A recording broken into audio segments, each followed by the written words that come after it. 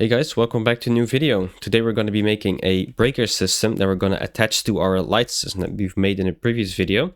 So how it's working is by default you have a breaker here. It's green, which means it's active right now. You can just interact with the lights, but if you exceed a power limit, so I activate the last light right here, the breaker trips, turns red, and you're not able to activate it anymore. So you have to reset the breaker. And now you can work with the lights again. So let's make this. For this tutorial, it's important that you follow the previous one for the light system, since the breaker system will be adding on top of the current light system. So to start off, I'm going to go to our folder in Breakbound Sandbox, Blueprint, Lights.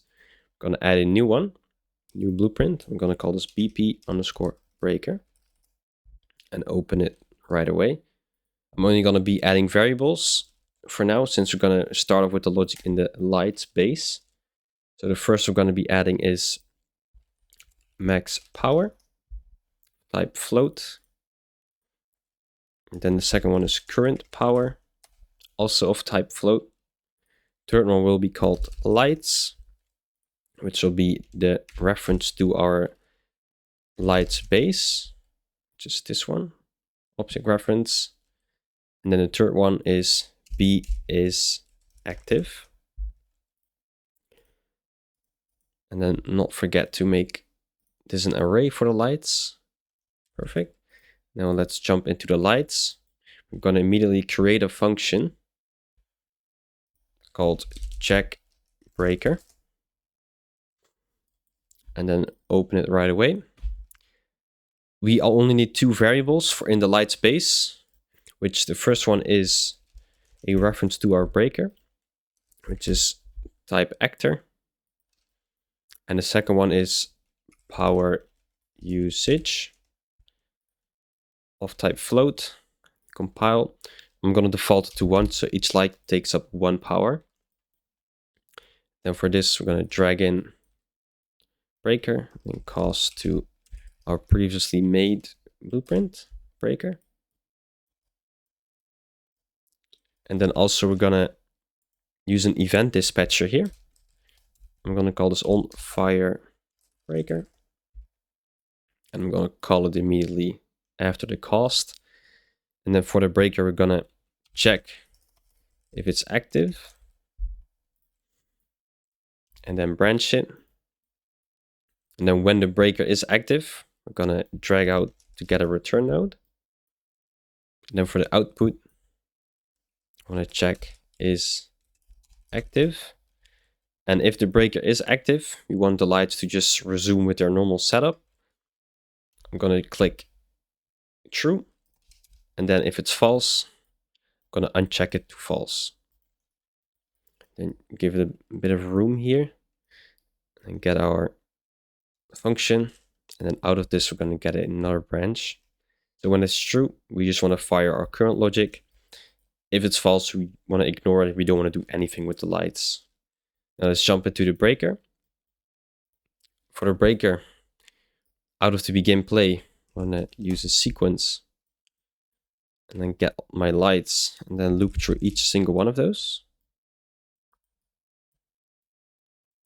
Like so. And then check if they're valid. So that means they have been assigned to a valid light actor. Otherwise, you can get some errors in your editor. And then immediately afterwards, we're going to bind this to our event dispatcher, which we called on fire breaker. Oh, didn't mean to create a custom event that quickly. Because for this, if you bind it, you have to bind it to a custom event. So let's create one. I'm going to call this check breaker. There's two ways to assign it. You can either grab it and assign it. What I personally like more is to drag it out and then type create event and then select it in here, which it's this one, check breaker. And now we can resume with this logic. Straight out, we want to get a branch to check if our breaker is active or inactive. It's smart to have it on by default. If in your game breaker should be turned off by default, you can either make it instant editable or just have it off by default. I prefer to have it on and I'm not planning on changing it, so I'll just leave it as it is. On the true, I just want to get a retriggerable delay. You can just leave the default duration to 0.2, set my current power to 0, and then I'm going to loop through each light again and then check their power for it. So what you can do, you can drag out get power usage. Then I want to add this to my loop body.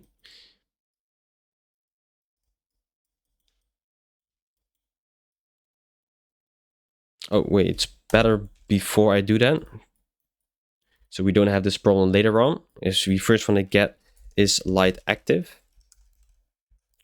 How do we call it in this? It's be is light on. So is light on,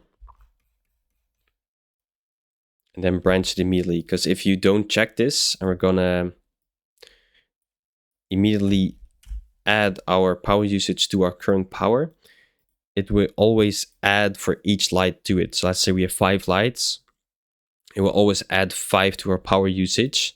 And let's say our max power is like 3 or 4.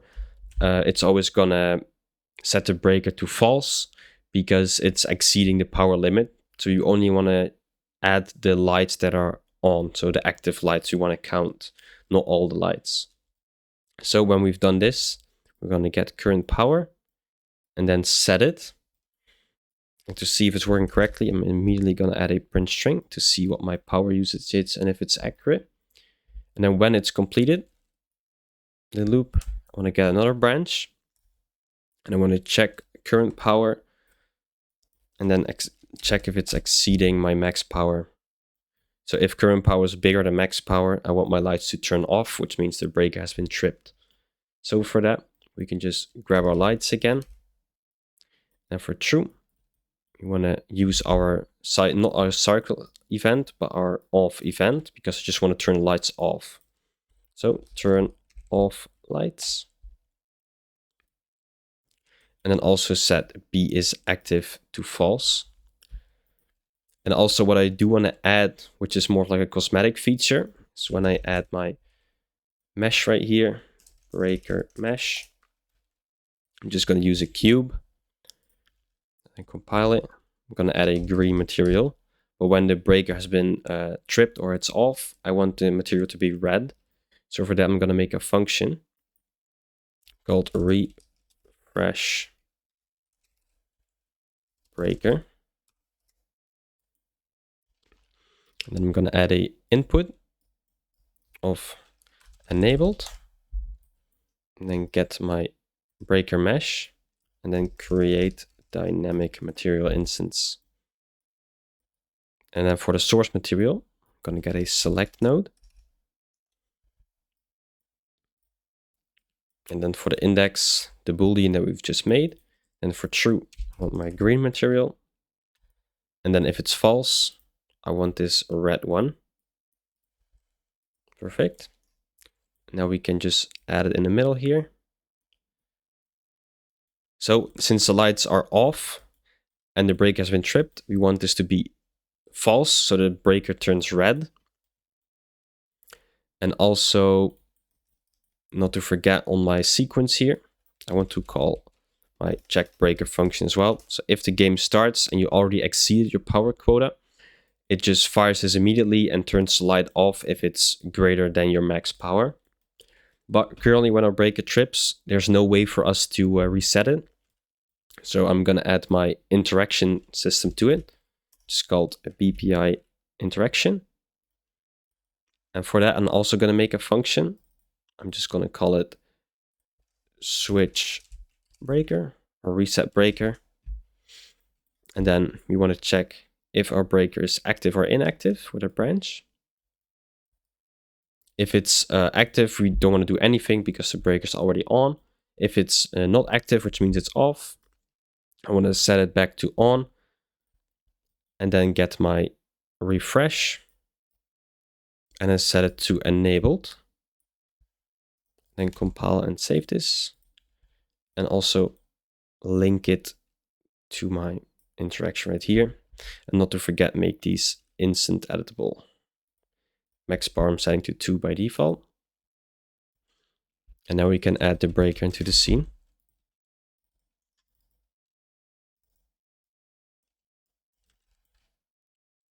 Oh, I see I've used the wrong one here. It should not be current power, but max power.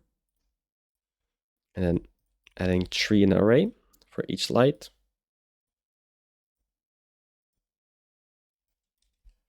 And then on my light as well, I should make these two instant editable. Power use is 1. Perfect. And I'm going to assign them to my breaker. All right, now we can test it out. When we play, the 2 lights are on, which is good because we have a max power of 2. But let's say I go to this power source or this switch. I'm turning on the 3rd light. My breaker tripped because I'm having a power use of 3 instead of 2. So when I now want to reactivate it, you can see my breaker is not working. When I click on this again, I can then turn it back on. Perfectly fine. And then as well, this one is a single one. And if I have all 3 of them, it then trips again and you have to reset the breaker. So yeah, that's how you make a breaker system that's compatible with the light system that we've made. Yeah, I hope you enjoyed it. If you want to get this project, I've linked it in the description for you to get. If you have suggestions for the next tutorial, do let me know, and hope you have a nice day.